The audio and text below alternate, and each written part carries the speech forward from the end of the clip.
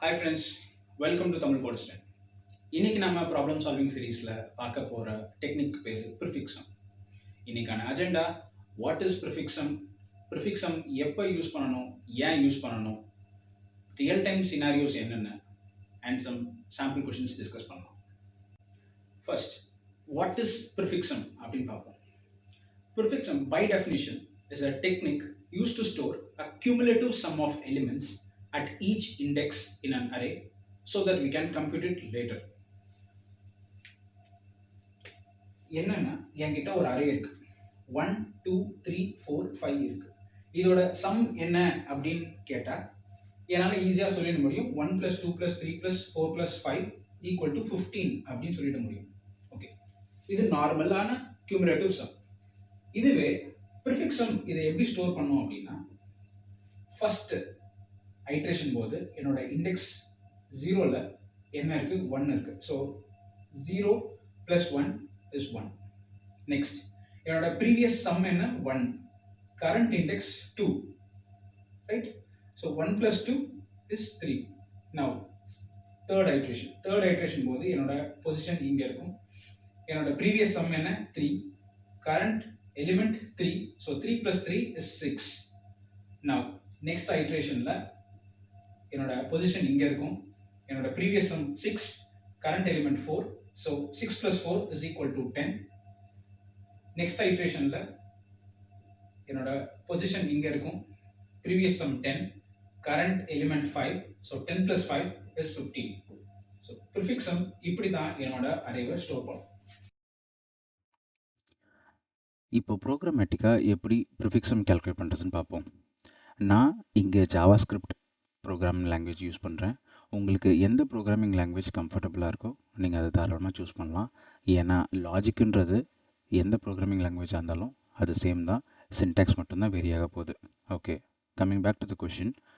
நான் இங்கே ஒரு அரே எடுத்திருக்கேன், array of 8 elements all the way from 1 to 8.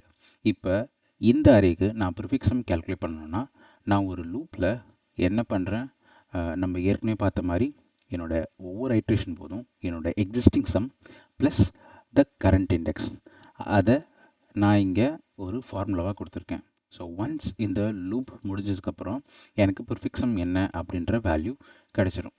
So let us try.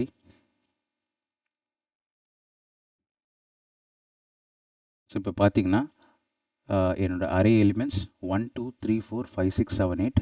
So என்னோடய ப்ரிஃபிக்ஸமோட வேல்யூ பார்த்தீங்கன்னா 1. ஸோ ஃபஸ்ட் அரேயோட ஃபஸ்ட் இண்டெக்ஸ் இஸ் 1. ஸோ அந்த 1 இங்கே வந்துடும். Next prefix sum second index 3. So இங்கே பார்த்தீங்கன்னா 2 which is my existing sum 1 plus the current index 2 which is equal to 3. So all the way to till 7th index and what I get is 36. So இப்படி தான் ப்ரிஃபிக்ஸம் calculate பண்ணணும். இப்போ ஏன் ப்ரிஃபிக்ஸம் use பண்ணணும் அப்படின்னு பார்க்கலாம். ப்ரிஃபிக்ஸம் யூஸ் பண்ணுறதுனால எனக்கு டைம் காம்ப்ளெக்சிட்டி ரெடியூஸ் ஆகும். எப்படி ரெடியூஸ் ஆகும்? ஓகே, இப்போ என்கிட்ட ஒரு அரே இருக்கு, அரே ஆஃப் 8 எலிமெண்ட்ஸ் இருக்கு. Okay, so 0 1 2 3 4 5 6 7.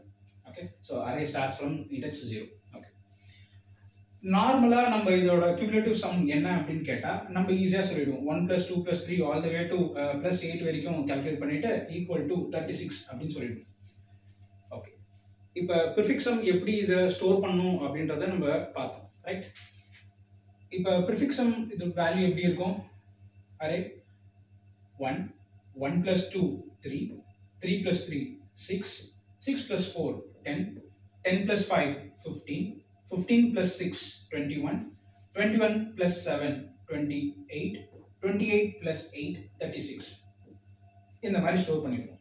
ஓகே, எனக்கு அடிஷ்னலாக கொஷினில் queryன்னு ஒன்று கொடுத்துருக்காங்க. அப்போ இந்த query என்ன அப்படின்னா, இது என்னோட ஸ்டார்ட் இண்டெக்ஸ், இது என்னோட எண்ட் இண்டெக்ஸ். அதாவது இந்த கொஷின் வந்து என்னன்னா, என்னோட செகண்ட் இண்டெக்ஸ்ல இருந்து 7th இண்டெக்ஸ் வரைக்கும் இருக்கிற எலிமெண்ட்ஸோட கியூமுலேட்டிவ் சம் என்ன அப்படின்னு கேட்குறேன்.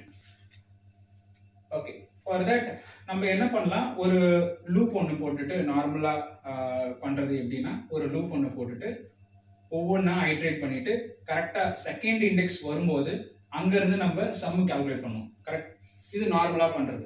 ஓகே, எனக்கு கொடுத்துருக்கிற query செகண்ட் இண்டெக்ஸ்லேருந்து செவன்த் இண்டெக்ஸ் வரைக்கும் இருக்கிற ரேஞ்ச் ஆஃப் எலிமெண்ட்ஸில் என்ன கியூமுலேட்டிவ் சம் அப்படின்னு கால்குலேட் பண்ணணும். ஓகே, இப்போ இதை நான் வந்து ஸ்டார்ட் இண்டெக்ஸ் ஆகும் இது எண்ட் இண்டெக்ஸ் ஆகும் வச்சுருந்தேன்னா என்னோட ஃபார்முலா இந்த ப்ரிஃபிக்ஸம் கால்குலேட் பண்ணுறது எப்படி, இந்த ரேஞ்ச் ஆஃப் எலிமெண்ட்ஸோட கியூமுலேட்டிவ் சம் எப்படி கால்குலேட் பண்ணலாம் அப்படின்னா எண்ட் மைனஸ் ஸ்டார்ட் மைனஸ் 1 இந்த ஃபார்முலா நான் யூஸ் பண்ணேன்னா இந்த ப்ரிஃபிக்ஸ் ப்ரிஃபிக்ஸம் அரேல நான் இந்த ஃபார்முலாவை யூஸ் பண்ணேன்னா எனக்கு ஆன்சர் கிடச்சிடும். ஓகே, என்னோட எண்ட் இண்டெக்ஸ் என்னது 7. கரெக்ட், செவன்த் இண்டெக்ஸோட வேல்யூ என்ன 36. Correct, so 36 minus start index என்ன 2. இங்கே செகண்ட் இண்டெக்ஸ் என்ன 6 மைனஸ் 1 அப்படின்னும் போது, அதாவது செகண்ட் இண்டெக்ஸ் மைனஸ் 1ன்னா 3. ஸோ என்னோட ஆன்சர் 33. இது கரெக்டா தப்பா அப்படின்னு நம்ம எப்படி செக் பண்றது? 3 plus 4 7 7 plus 5 12 12 plus 6 18 18 plus 7 25 25 plus 8 33.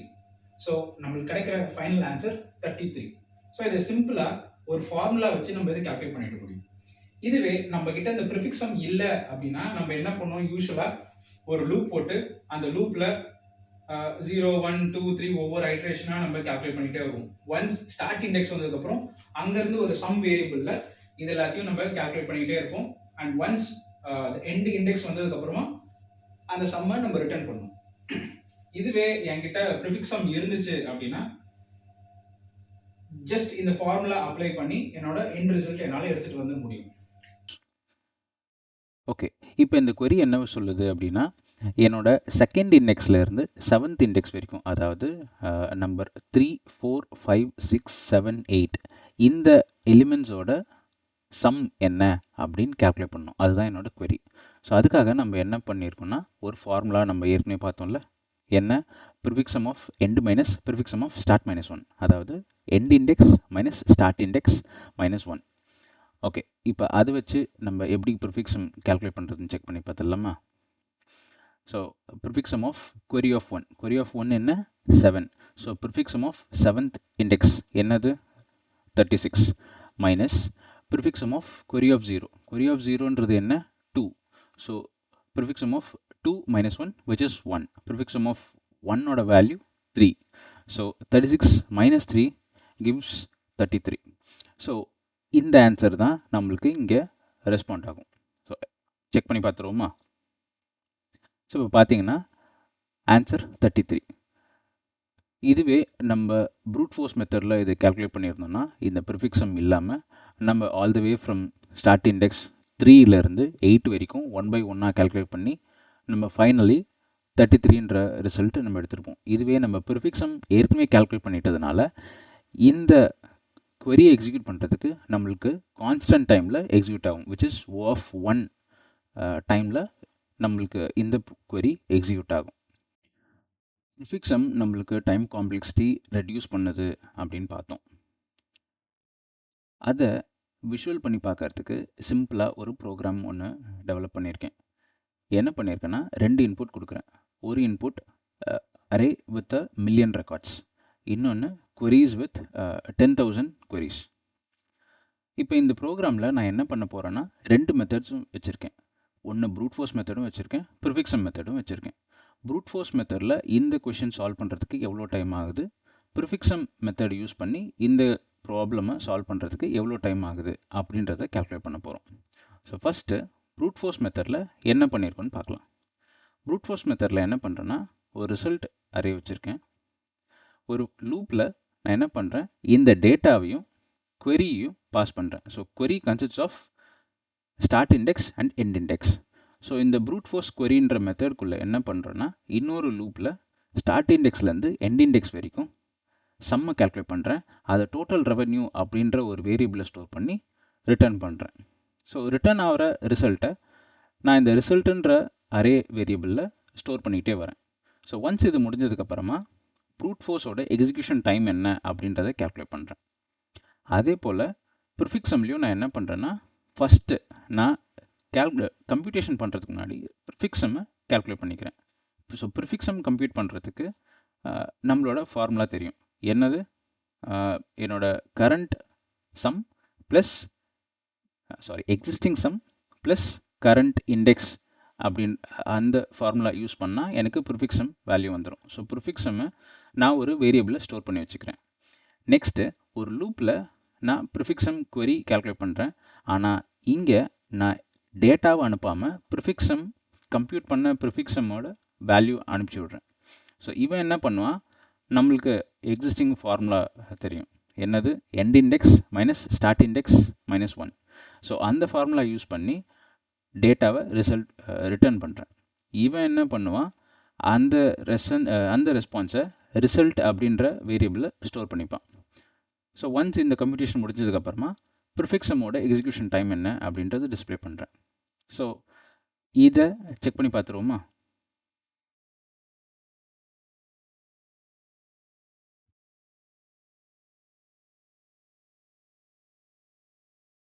நார்மலாக 1 மில்லியன் ரெக்கார்ட்ஸ்ன்றதுனால நம்மளுக்கு கொஞ்சம் டைம் எடுக்கும். ஸோ இப்போ பார்த்தீங்கன்னா ப்ரூட் ஃபோர்ஸோட எக்ஸிக்யூஷன் டைம் 3536 மில்லி செகண்ட்ஸ் ஆகியிருக்கு. வேறஸ் ப்ரிஃபிக்ஸம் எனக்கு 8.3 மில்லி செகண்ட்ஸ்லேயே முடிஞ்சிருச்சு. ஸோ எதனால் ப்ரிஃபிக்ஸமோட எக்ஸிக்யூஷன் டைம் இவ்வளோ ரெடியூஸ் ஆகிருக்குன்னா, ஃபஸ்ட்டு டைமே ப்ரிஃபிக்ஸம் கேல்குலேட் பண்ணிட்டதுனால நம்மளோட queries எல்லாத்தையும் கம்ப்யூட் பண்ணுறதுக்கு கான்ஸ்டன்ட் டைமில் தான் எக்ஸிக்யூட் ஆகிருக்கு. அதாவது O(1) தான் எக்ஸிக்யூட் ஆகிருக்கு. அதனால தான் நம்மளுக்கு ப்ரிஃபிக்ஸமோட எக்ஸிக்யூஷன் டைம் வந்து ரொம்ப ரொம்ப கம்மியாக இருக்குது கம்பேரிட்டிவ்லி. இப்போது ரியல் டைம் யூஸ் கேசஸ் என்னன்னு பார்ப்போம். ரியல் டைம் யூஸ் கேசஸ் பார்க்கும்போது நம்ம பார்க்குற ஆன்லைன் கேம்ஸில் லீடர் போர்டு ப்ரிஃபிக்ஸம் டெக்னிக் தான் யூஸ் பண்ணியிருப்பாங்க. இப்போ இதுவே வந்து ஒரு இ-காமர்ஸ் வெப்சைட் அப்படி எடுத்துக்கிட்டிங்க அப்படின்னா அதோட cumulative ப்ராஃபிட் அண்ட் லாஸ் இந்த பர்டிகுலர் டைம் ரேஞ்சில் என்ன இருந்தது அப்படின்னு பார்க்கலாம்.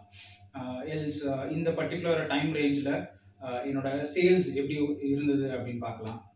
ஒரு எக்ஸாம்பிள், இப்போ நான் ஒரு வெப்சைட் வச்சுருக்கேன் அப்படின்னா இந்த வெப்சைட்டோட இந்த பர்டிகுலர் டைம் ரேஞ்சில், அதாவது February to March டைம் ரேஞ்சில் எத்தனை பேர் என்னோட வெப்சைட்டை விசிட் பண்ணியிருக்காங்க.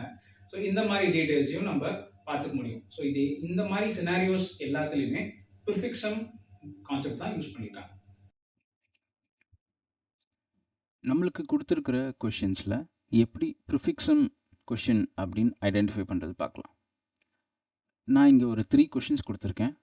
ஸோ 1 by 1 கொஷின்ஸ் படித்து பார்த்து இதில் எப்படி இது ப்ரிஃபிக்ஸம் கொஷின் தானா அப்படின்னு ஐடென்டிஃபை பண்ணுறதுன்னு பார்க்கலாம்.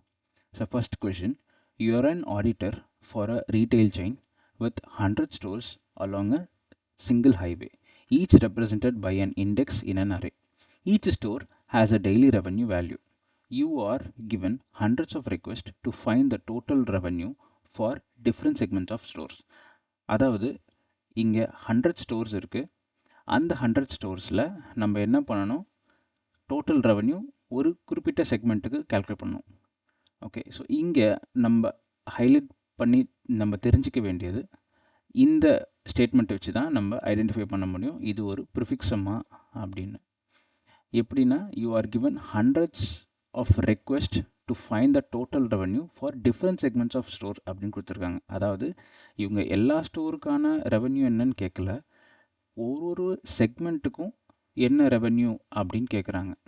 ஸோ இந்த கொஷினை பார்த்தாலே இந்த ஸ்டேட்மெண்ட்டை பார்த்தாலே இந்த கொஷினுக்கான டெக்னிக் ப்ரிஃபிக்ஸம் தான் யூஸ் பண்ணணும் அப்படின்னு தெரிஞ்சுக்கலாம். ஆல்ரைட், நெக்ஸ்ட் கொஷின் போவோம். இங்கே you are balancing a scale, அதாவது உங்ககிட்ட ஒரு தராசு இருக்குது.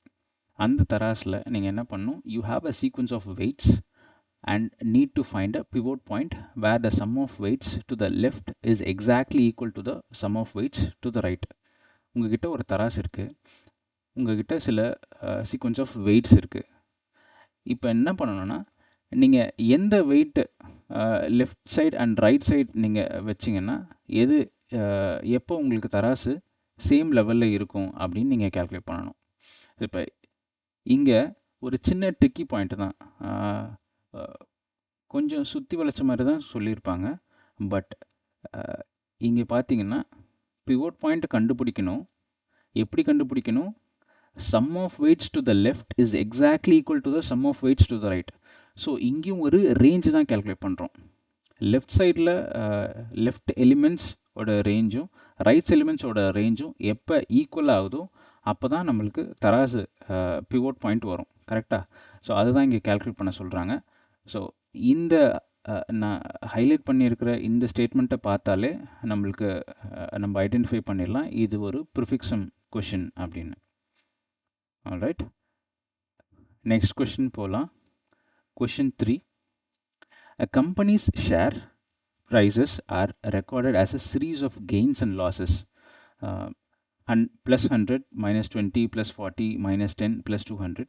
You need to determine the highest point the share price reached during its journey starting from its initial public offering. Okay, உங்ககிட்ட ஒரு கம்பெனியோட share prices, recorded share prices கொடுத்துருக்காங்க. அதில் சில ப்ராஃபிட்ஸும் இருக்குது, லாஸஸும் இருக்குது. நீங்கள் என்ன பண்ணணும்? இந்த இடத்துல ஆஸ்க் என்ன, நீங்கள் இதில் எந்த டைமில் ஹையஸ்ட் பாயிண்ட் எப்போ உங்களுக்கு ப்ராஃபிட் வந்திருக்கு அப்படின்னு நீங்கள் செக் பண்ணணும். அப்போ என்ன பண்ணுறது? ப்ரிஃபிக்ஸம் நம்ம கேல்குலேட் பண்ணிக்கலாம்.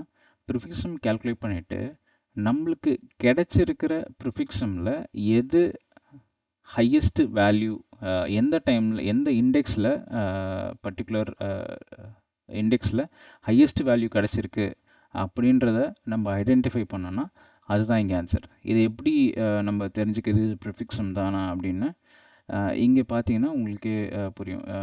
You need to determine the highest point the share reached during it's journey starting from its initial offering.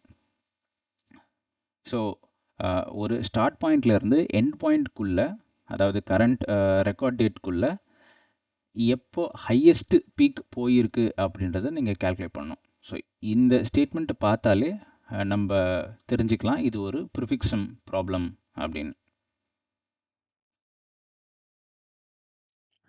Alright friends, நம்ம இப்போ ப்ராக்டிஸ் கொஷினுக்கு வரலாம். இது உங்களுக்கான practice question. 3 different trucks that collects paper, glass and metal starts at house 0 and travel down a road, pick up specific types of garbage. You are given the travel time between adjacent houses and the amount of garbage at each house. You need to calculate the total time each truck spends. Note, pickup time for each truck is 1 minute per unit of garbage. உங்களுக்கு garbage at houses array கொடுத்துருக்காங்க and travel time between houses time கொடுத்துருக்காங்க. அதாவது D stands for glass, P stands for paper and M stands for metal types of garbages. So travel டைம்னு பார்த்தீங்கன்னா first ஹவுஸ்லேருந்து second house போகிறதுக்கான time 2 minutes, second ஹவுஸ்லேருந்து garbage pick பண்ணிவிட்டு third house போகிறதுக்கான time 4 minutes and third ஹவுஸ்லேருந்து fourth house போகிறதுக்கு 3 minutes. அதே மாதிரி இங்கே கார்பேஜ் அட் ஹவுசஸ் அரேயில் பார்த்தீங்கன்னா தேர்ட் ஹவுஸில் 2 units ஆஃப் அரேஸ் இருக்குது, 1 unit of glass and 1 unit of paper. Fourth ஹவுஸில் பார்த்தீங்கன்னா 2 units ஆஃப் கிளாஸ் இருக்குது. ஸோ உங்களோட ஆஸ்க் என்னென்னா, you need to calculate the total time each truck spends. ஒவ்வொரு ட்ரக்கும் எவ்வளோ டைம் ஆச்சு அப்படின்றத நீங்கள் கேல்குலேட் பண்ணி சொல்லணும். ஸோ உங்களோட ரிசல்ட்டை மறக்காமல் கமெண்ட் செக்ஷனில் மென்ஷன் பண்ணுங்கள். நம்ம இந்த ப்ராக்டிஸ் கொஷினுக்கான சொல்யூஷனை நெக்ஸ்ட் ப்ராப்ளம் சால்விங் சீரீஸில் பார்க்கலாம். ஓகே ஃப்ரெண்ட்ஸ், இந்த வீடியோ உங்களுக்கு யூஸ்ஃபுல்லாக இருக்கும்னு நம்புகிறேன். இந்த வீடியோ உங்களுக்கு யூஸ்ஃபுல்லாக இருந்துச்சுன்னா உங்களோட ஃப்ரெண்ட்ஸ் அண்ட் கலீக்ஸுக்கு ஷேர் பண்ணுங்கள். இதே மாதிரி கண்டென்ட் வேணும்னா மறக்காமல் சப்ஸ்கிரைப் பண்ணுங்கள். நெக்ஸ்ட் என்ன டாபிக் டிஸ்கஸ் பண்ணலான்னு கமெண்ட்டில் மென்ஷன் பண்ணுங்கள்.